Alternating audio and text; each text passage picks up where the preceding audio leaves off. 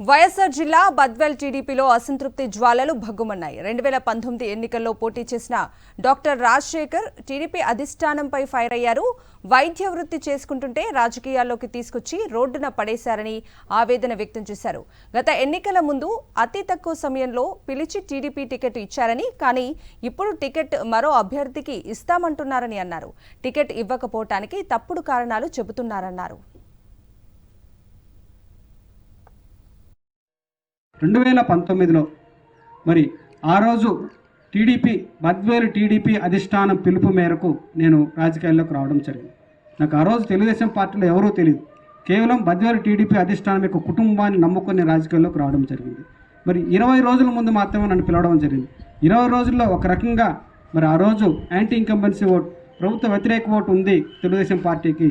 మరి YCP strong ఉన్న area Kadapa జిల్లా, సొంత పార్లమెంటు జగన్మోహన్ రెడ్డి గారికి. అయినప్పటికీ కూడా నేను ధైర్యంగా ఆ రోజు 2019లో మరి ఒక వేవ్ ఉన్నప్పటికీ కూడా వైసీపీ పార్టీకి నేను ఆ రోజు ధైర్యంగా రావడం జరిగింది. ఆ రోజు పోటీ చేసి నేను 20 రోజుల్లోనే ప్రచారం చేయడం జరిగింది. కడప జిల్లాలో ఉండే తెలుగుదేశం పార్టీ నాయకులు కొందరు పెద్దలు కూడా మాట్లాడలేని రోజుల్లో కూడా ఒక ఎస్సీ అయినప్పటికీ కూడా నేను ధైర్యంగా మాట్లాడడం జరిగింది. మరి పార్టీ కింద 4.5 సంవత్సరాలు పనిచేస్తూ వచ్చి నన్ను వాడుకున్నారా లేదా పార్టీని ఈ సందర్భంగా నేను అడుగుతున్నాను. మరి 2021లో బై ఎలక్షన్స్ వచ్చినప్పుడు ఆ రోజు నన్ను క్యాండిడేట్గా అనౌన్స్ చేశారే.